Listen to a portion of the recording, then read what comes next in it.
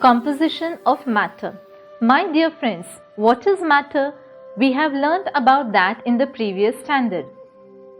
All the objects that we see around us and also those which cannot be seen are made of some or other matter. According to physics, matter means collection of particles which has density and it occupies space.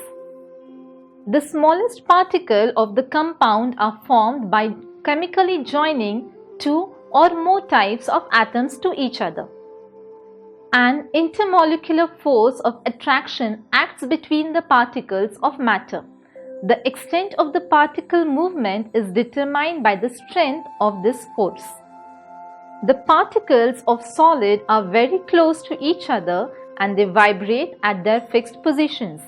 Due to this, the solids have properties like definite shape, volume, high density, and non-compressibility. The strength of the intermolecular force is moderate in the liquid state, though it is not strong enough to fix the particles in definite position, but it is strong enough to hold them together. Liquid has fluidity. The intermolecular force is very weak in gases. Therefore, the constituent particles of gases move freely and occupy all the available space. Consequently, gases have neither definite shape nor definite volume. Element. Students, elements are made up of same type of constituent substance. Scientists from all over the world have searched many elements on the earth. They have given names to them. Number of protons consists by the atom of element. That will be its atomic number.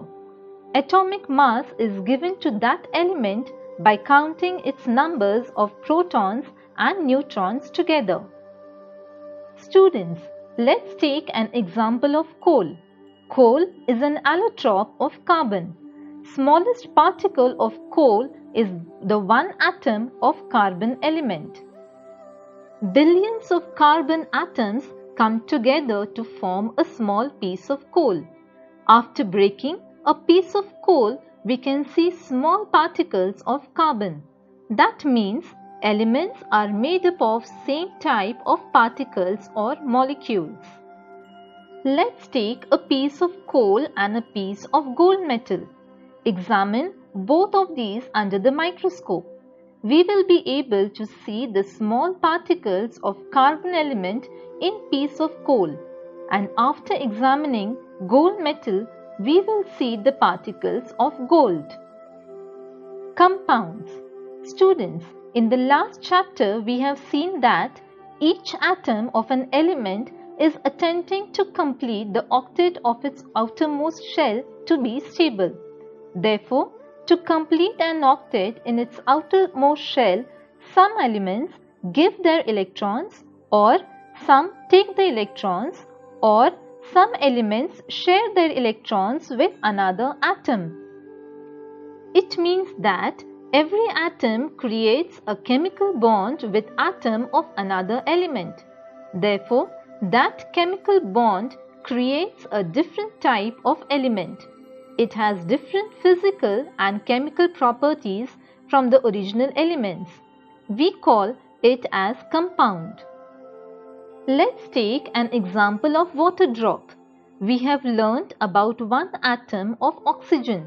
It has the deficiency of 2 electrons in its outermost shell. Like that, in hydrogen there is only one atom revolving in its outermost shell. It needs 1 electron to be stable, or hydrogen can share its one atom to another element. Therefore, 2 atoms of oxygen chemically bond with 1 atom of hydrogen. This compound of oxygen and hydrogen means 1 molecule of water. When 2 or more elements chemically bond together in some proportion is called as compound. It shows different properties from the original element. Hydrogen is an inflammable gas while oxygen supports combustion. These two gases keep burning together in high temperatures. However, the compound of water formed by chemical combination of the gaseous elements hydrogen and oxygen is a liquid, and water extinguishes fire. Water is life for us. We cannot separate molecules of compound physically. It can be separated by using chemical processes. Mixture. Students, what is mixture? In the last standard, we have seen about it. When we mix the iron pieces and salt in the wheat flour, then we call it as mixture. To separate the components from the mixture, we use a magnet to separate the iron pieces. To separate the salt from the wheat flour, dissolve that mixture in water. Then only salt will get dissolved. The flour does not get dissolved in water. Then filter that mixture. The flour will get separated and the salt will remain in water. After heating that water, it will get vaporized and the salt will remain in the flask. Using this method, we can separate mixtures. When two or more elements don't form any chemical bond, then the smallest particles of original elements are belonging to that same element only. We can change the proportion of substances in mixture, but properties of the substance do not change. They remain the same. Example: milk is a mixture. Milk means a mixture of water, milky sugar, snowy substances and proteins. Students, if you look at the pure form of the element, then the smallest particles in it are very similar everywhere. The elements have different properties such as brightness or glibness, malleability or brittleness, etc. According to these properties, elements get distributed. Types of elements are metals, non-metals and metalloids. Types of compounds.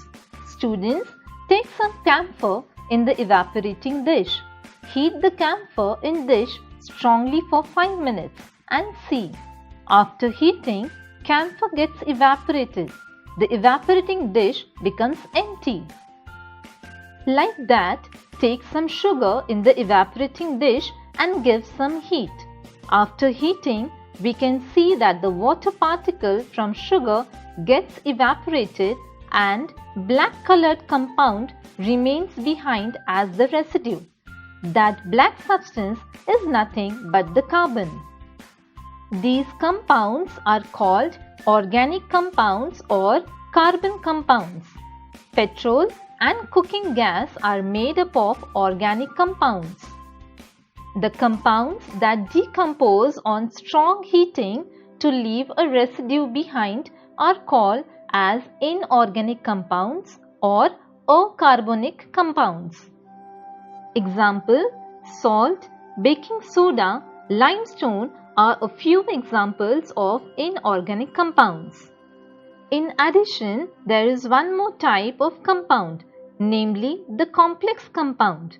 The molecules of compound have a complex structure formed by many atoms, and in the center of this structure, the metal atoms are also included.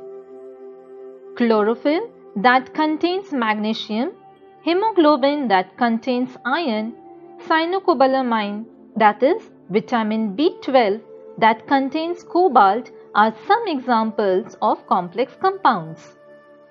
Types of mixture. Students, take sand and water in the first beaker. Take some crystals of blue vitriol and water in the second beaker. Take some blue vitriol and sand in the third beaker. Stir the materials in all the 3 beakers and observe. You will get to know that sand and water do not get mixed with each other. Like that, even the blue vitriol and sand do not get mixed with each other. But the blue vitriol and water will create a blue colored mixture. We call it as homogeneous mixture. Solution. Students, take some water and salt in a glass. Stir it well. It creates a homogeneous mixture. This homogeneous mixture is called as solution. That component of a solution which is present in the largest proportion is called as solvent. The other components which are in less proportion than solvent are called as solutes. The process of forming a solution by mixing in a solvent is called dissolution. According to the states of the components, solution can be of many types. The solution such as seawater, blue vitriol dissolved in water, salt dissolved in water, the sugar syrup are of the type solid in liquids. Dilute sulfuric acid getting dissolved in the water, vinegar, etc. are the examples of liquid in liquid type of solution. Air is gas in gas type of mixture.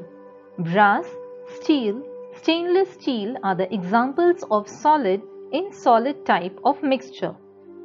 Chlorine water, soda water are the gases in liquid type of mixtures.